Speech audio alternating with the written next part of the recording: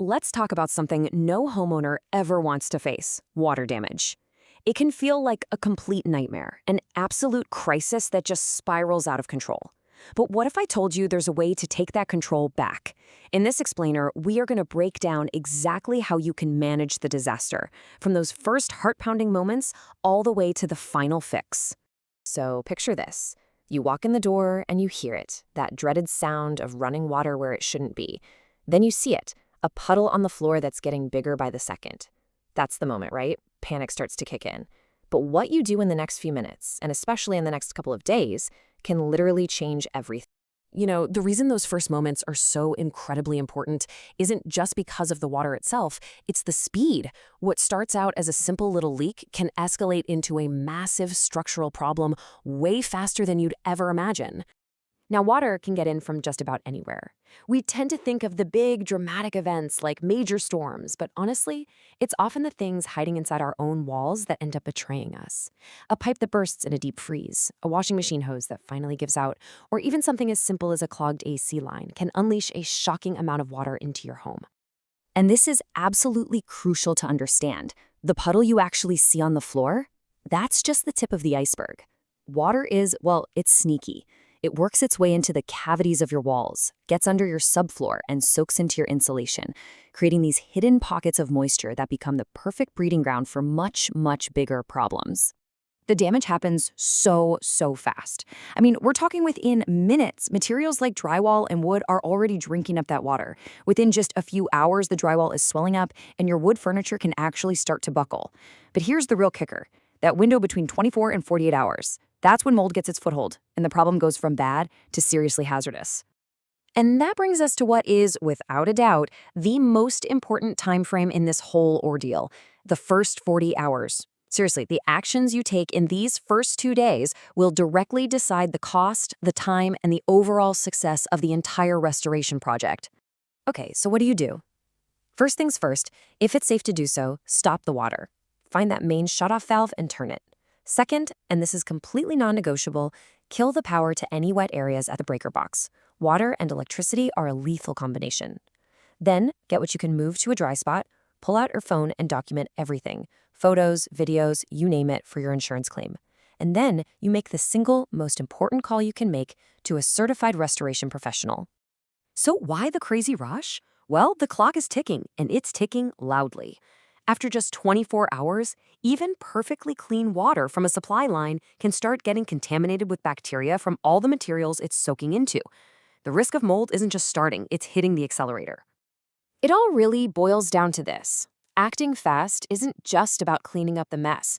It's about stopping a much more dangerous and way more expensive problem. We're talking about mold, from ever getting a chance to start. Every single hour you save counts. All right, so you've made the call and the professionals arrive. This is the moment the chaos stops and a very structured, very scientific process takes over. This isn't just about mopping up water. It's about systematically restoring the health and safety of your home. And it all follows this 5-step playbook. First, they assess the situation with pro tools like moisture meters to see where the water went. Then comes the extraction, using these powerful truck-mounted systems that pull out way more water than anything you have at home. After that, the real science starts: drying and dehumidifying the structure itself. And finally, they clean and sanitize everything before they start the actual repairs, like putting up new drywall and laying down new floors. And this isn't just some random checklist they came up with. Professionals are following a super strict set of guidelines called the IICRC S500 standard. It's basically the gold standard for the industry. And even more importantly, it's what your insurance company is looking for to make sure your claim gets approved smoothly. This really gets to the heart of why calling a pro is so critical. You see, real water damage restoration isn't about pointing a few box fans at a wet carpet. It's about scientifically manipulating the entire environment inside your house to force the moisture out. They do this using a science called psychrometrics. I know, it sounds super complicated, but the idea is actually pretty simple. If you can control the air, you can control the moisture.